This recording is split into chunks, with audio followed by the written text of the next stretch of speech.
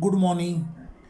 Last लेक्चरमध्ये आपण maximum safety speed on horizontal curve road prove केलं होतं आणि आपला फॉर्म्युला आला होता V is equal to under root mu R G. So maximum safety speed on horizontal curve road is directly proportional to under root mu and directly proportional to under root r. Maximum safety speed will depend upon coefficient of friction and radius of curve road. त्यानंतर आपण necessity of banking पण study केलं होतं. तर horizontal curve road असेल त्याच्यावर जर safety speed limit increase करायचं असेल तर आपल्याला म्यूला इन्क्रीज करायला पाहिजे. पण म्यूला इन्क्रीज केलं की road will become rough and in that case there is maximum wear and tear of tires of vehicle.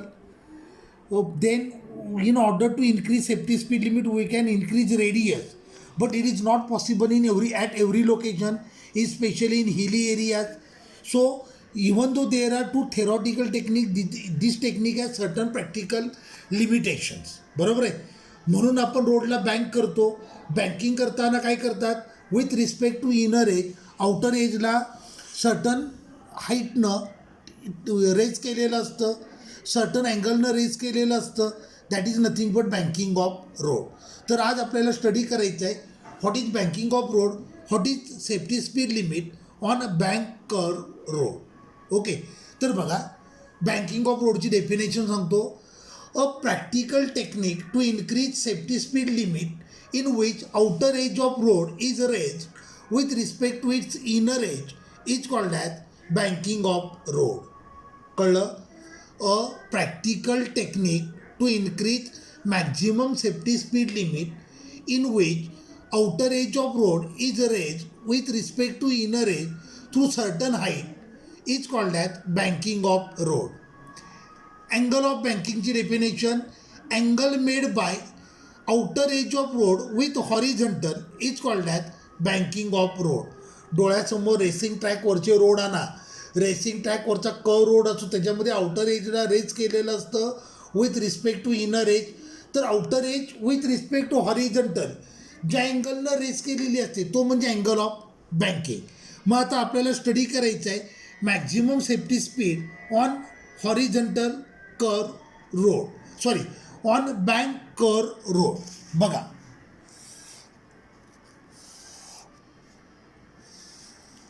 हा रोड आहे, हा कर्व रोड आहे. आता ह्या कर्व रोडला आपण सर्टन अँगलनं टर्न रेस केलं. सपोज करा मी या रोडला रेस केलं through height h at an angle theta. आता व्हेइकल आहे ते असं ट्रॅव्हल करणार आहे, व्हेइकल असं ट्रॅव्हल करणार आहे ज्याच्यामध्ये रोडची एक एज होती आउटर एज, त्याला मी रेस केलं through height h at an angle theta. आता हे व्हेइकल आहे, व्हेइकलचं वेट ॲक्ट होईल इन व्हर्टिकली डाऊनवर्ड डिरेक्शन. बरोबर आहे.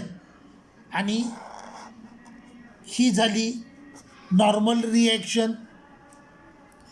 नॉर्मल रिॲक्शनला मी दोन कंपोनंटमध्ये स्प्लिट करतो.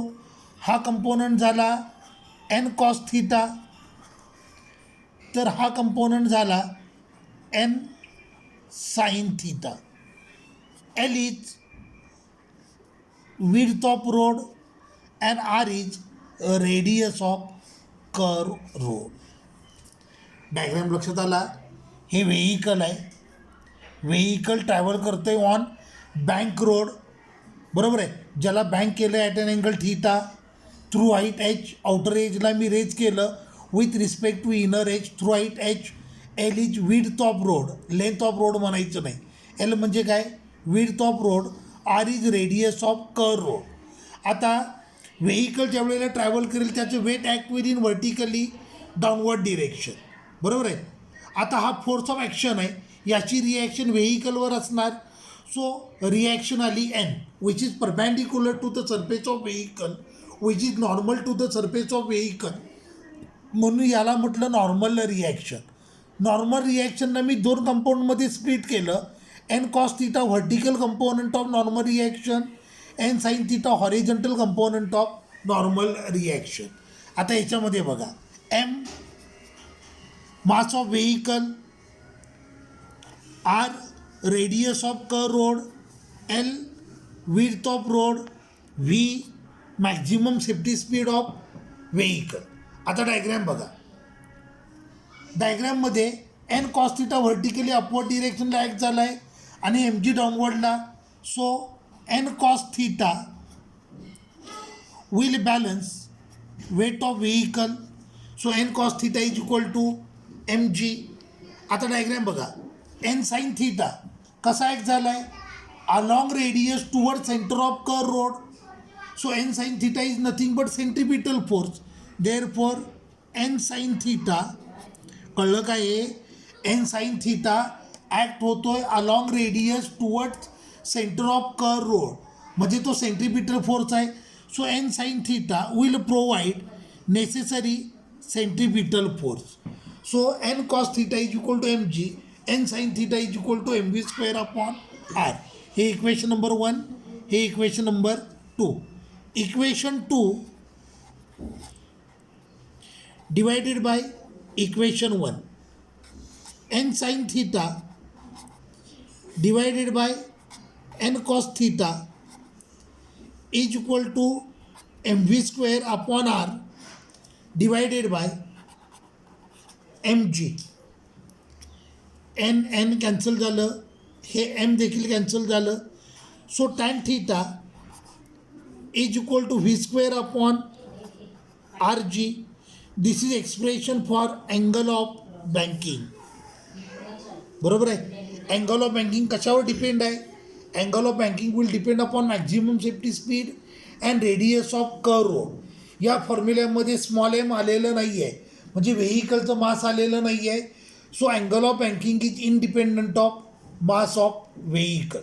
मग ह्याच्यावरनं मला मिळालं V square is equal to R G tan theta. Therefore V is equal to under root RG tan theta. So maximum safety speed on bank curve road, formula V is equal to under root RG tan theta. This is maximum safety speed. Clear झालं? अगदी सोपं derivation आहे. Maximum safety speed on bank curve road will depend upon radius and angle of banking. या फॉर्म्युल्यामध्ये small M आलेलं नाही आहे, याचा अर्थ maximum safety speed is independent of mass of vehicle. आता लक्ष द्या, हे डेरिवेशन प्रूव्ह करताना मी रोड आहे तो फ्रिक्शनलेस आहे असं कन्सिडर केलं आहे. आपण इथे बघा कुठेच कोएफिशियंट ऑफ फ्रिक्शन यूज केलेलं नाही आहे. याचा अर्थ हे डेरिवेशन प्रूव्ह करताना आपण असं सपोज करतोय की हा रोड आहे तो फ्रिक्शनलेस रोड आहे. कळलं? त्यामुळं म्यूची व्हॅल्यू किती आहे? 0 आहे. क्लिअर झालं का मी काय बोलतोय? लक्षात आलं? हे डेरिवेशन प्रूव्ह करताना मी असं सपोज केलं आहे की हा रोड आहे तो फ्रिक्शनलेस रोड आहे, म्यूची व्हॅल्यू 0 आहे.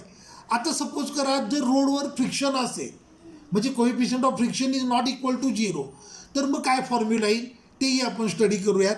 आता जुन्या सिलेबसमध्ये हे डेरिवेशन होतं, आपल्या नवीन सिलेबसमध्ये आता हे डेरिवेशन नाही आहे, तर त्यांनी डायरेक्ट फॉर्म्युलाच दिला आहे. आपल्याला फक्त डायरेक्ट फॉर्म्युला स्टडी करायचं आहे, तुम्हाला तो फॉर्म्युला लर्न करायचा आहे. तर बघा,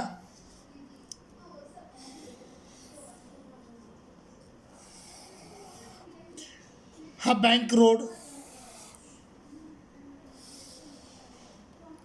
ह्या रोडला रेज केलं आहे through height H at an angle theta. बरोबर आहे. हे व्हेइकल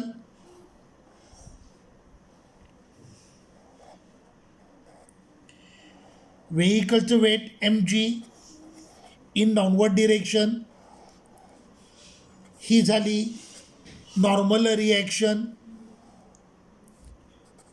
हा अँगल थीटा, हे झालं एन कॉस थीटा, हे झालं एन साइन थीटा. आता सपोज करा फ्रिक्शनल फोर्स असा आहे, फ्रिक्शनल फोर्स, तर फ्रिक्शनल फोर्सचा हा कंपोनंट येणार, हा अँगल थीटा येणार, म्हणजे फ्रिक्शनल फोर्सचा हा कंपोनंट येणार F S cos theta F S म्हणजे फोर्स ऑफ स्टॅटिक फ्रिक्शन. तर हा कंपोनंट येणार F S sine theta. Okay, याला म्हणतात lower speed limit on bank curve road. जर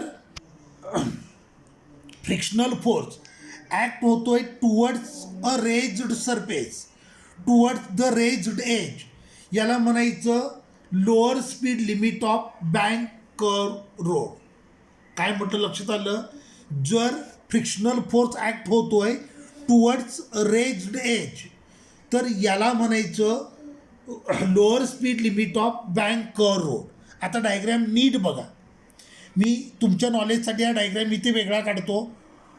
हे झालं एन कॉस थिटा, हे झालं एफ एस साइन थिटा. हे दोघं पण व्हर्टिकली अपवर्डला आहेत. तर एम जी हे झालं व्हर्टिकली डाऊनवर्डला. एफ कॉस थिटा ॲक्ट होतोय towards raise surface, towards raised age.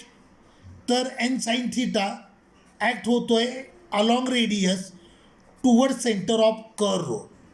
मग आता इक्वेशन काय येतील बघा.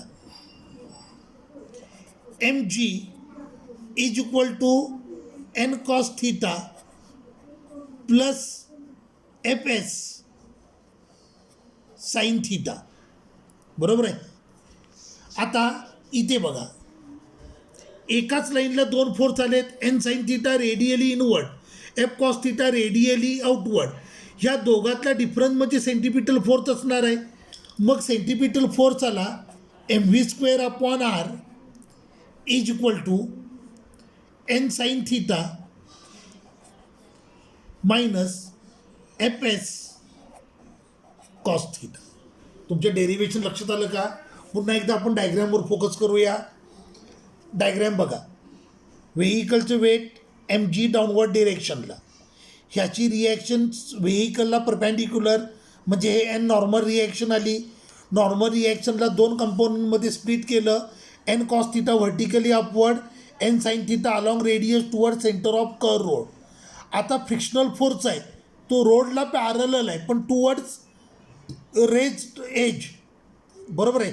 त्याला दोन कंपोनंटमध्ये स्प्लिट केलं. तर एक कंपोनंट आला एफ कॉस थिटा आणि दुसरा कंपोनंट आला F sine theta.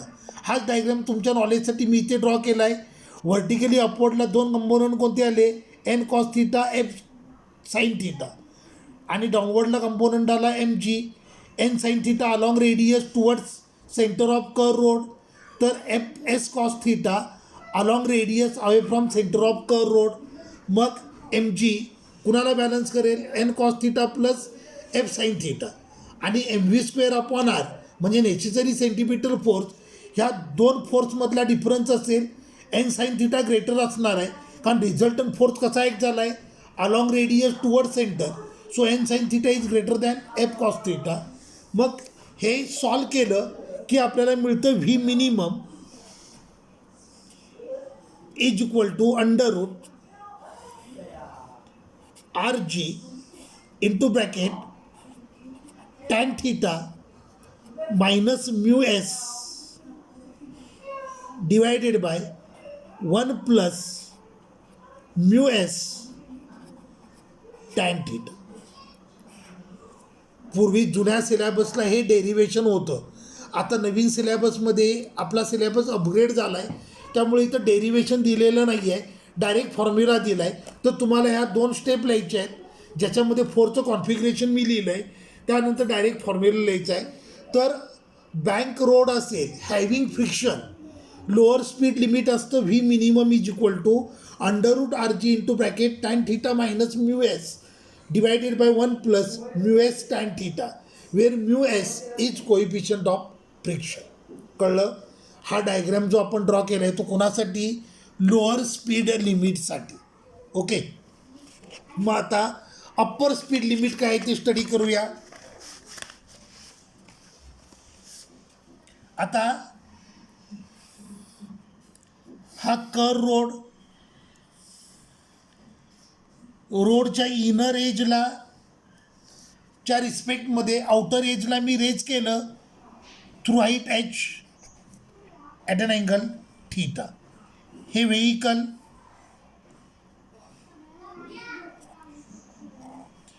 व्हेइकलचं weight mg downward डिरेक्शनला, ही झाली नॉर्मल रिॲक्शन. हा अँगल थीटा, हे झालं एन कॉस थीटा, हे झालं एन साइन थीटा. आता फ्रिक्शनल फोर्स आहे तो असा आहे, frictional force is towards inner edge. मगाशी उलटं होतं, फ्रिक्शनल फोर्स कसा होता, टुवर्ड्स आउटर एज होता. ओके, मग आता हा कंपोनंट आला एफ एस कॉस थीटा, तर हा कंपोनंट झाला एफ एस साइन थीटा. मी हा डायग्राम इकडे वेगळा ड्रॉ करतो. हे झालं एन कॉस थीटा, हे झालं एम जी, आणि डाऊनवर्डला अजून एक कंपोनंट आहे, तो म्हणजे कोणता, एफ एस साइन थीटा. बरोबर आहे, हा डाऊनवर्डला कंपोनंट आहे. सो हे झालं एफ एस साइन थीटा. आता रेडियली इनवर्डला एक कंपोनंट आहे, तो एफ एस कॉस थीटा, तर दुसरा कंपोनंट आहे एन साइन थीटा. मग आता इक्वेशन मांडूयात. आता बघा, व्हर्टिकली अपवर्ड कंपोनंट कोणता आहे, एन कॉस थीटा. तर डाऊनवर्डला दोन कंपोनंट आहेत, एफ साइन थीटा आणि एम जी. म्हणजे मला मिळालं N cos theta is equal to F S sine theta plus M G. Therefore M G is equal to N cos theta minus F S sine theta. बरोबर आहे. आता इथे लक्ष द्या डायग्रामकडे. हे दोन्ही कंपोनंट ॲक्ट होते अलॉंग रेडियस टुवर्ड सेंटर, म्हणजे हा कंबाईन सेंट्रिपिटल फोर्स असणार आहे. So M V square upon R is equal to N sine theta plus F S cos theta.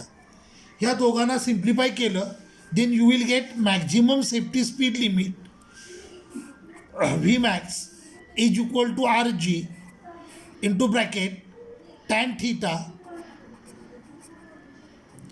Plus mu S divided by 1 minus mu S tan theta. हे डेरिवेशनची गरज नाही आहे, आपल्याला फक्त फॉर्म्युले पाहिजेत.